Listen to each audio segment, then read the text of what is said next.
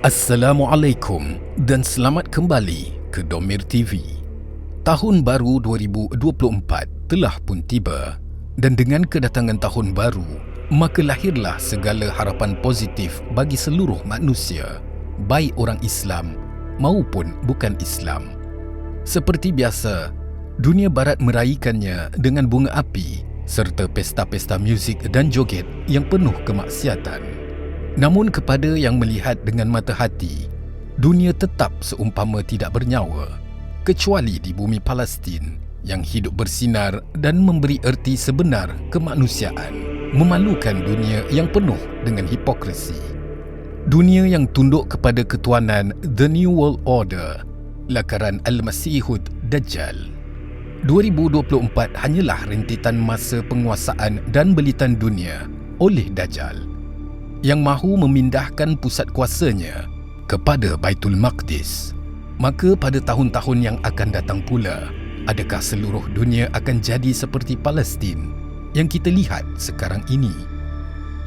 Genosid yang sedang berlaku pada masa ini di Baitul Maqdis menimbulkan satu soalan besar kepada seluruh dunia, iaitu apakah sebab utama Israel, Amerika Syarikat serta kuncu-kuncu mereka berusaha sedaya upaya untuk menindas, mengusir dan membunuh warga Palestin yang tidak bersalah.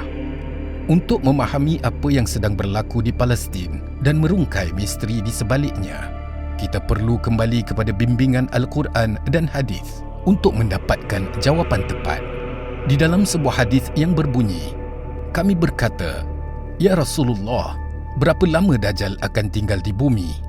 Rasulullah SAW bersabda, 40 hari. Satu hari seperti satu tahun, kemudian seperti sebulan, kemudian seperti seminggu, kemudian hari-hari lain seperti hari kalian sekarang. Hadis riwayat Muslim. Sebahagian ulama menyatakan ianya majaz.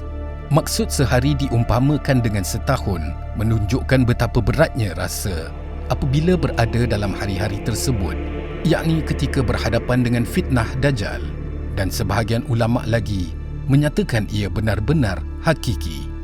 Imam Nawawi menyebutkan maksud hadis ini bukan kiasan, tapi makna sebenarnya bahawa 3 hari pertama memang terasa sangat lama. Hadis ini telah dikupaskan oleh Syekh Imran Hussein dan secara ringkasnya seperti berikut. Dajjal akan melalui 3 peringkat yang berbeza semasa berada di muka bumi ini. Tetapi ia akan menjadi 3 zaman yang berbeza. Dan hanya apabila dia telah menyelesaikan ketiga-tiganya, maka Dajjal akan muncul secara terang dalam ruang dan masa dunia kita.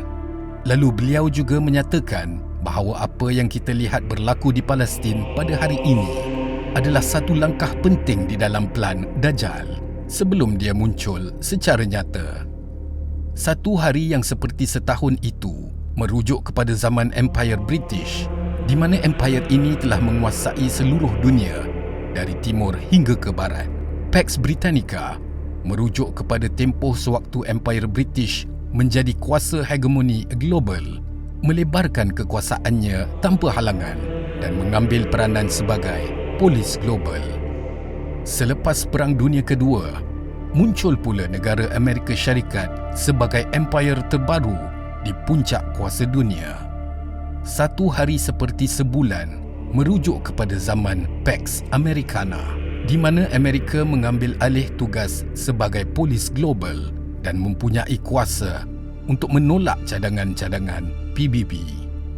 Namun zaman Pax Americana juga sedang menuju pengakhirannya. Penubuhan BRICS di antara Russia, China, Arab Saudi dan lain-lain menunjukkan bahawa negara-negara sedunia sudah hilang kepercayaan dengan integriti Amerika Syarikat. Maka kuasa-kuasa tersembunyi berusaha untuk mendirikan empire baru. Satu zaman yang terakhir sebelum kemunculan Al-Masihud Dajjal.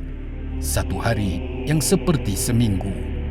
Pax Britannica dicipta oleh Dajjal untuk menyediakan jalan untuk Pax Americana yang seterusnya bertujuan untuk membuka jalan kepada Pax Judaica.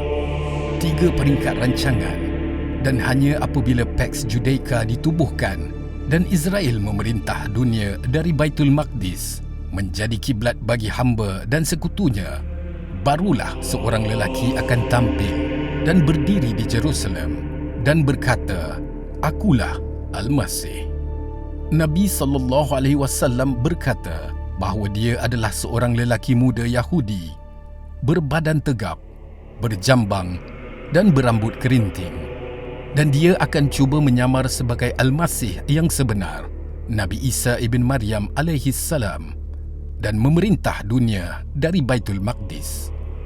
Apabila zaman Pax Judaica ini berlalu, maka negara-negara yang menentang Dajjal akan diperlakukan seperti saudara-saudara kita di Palestin.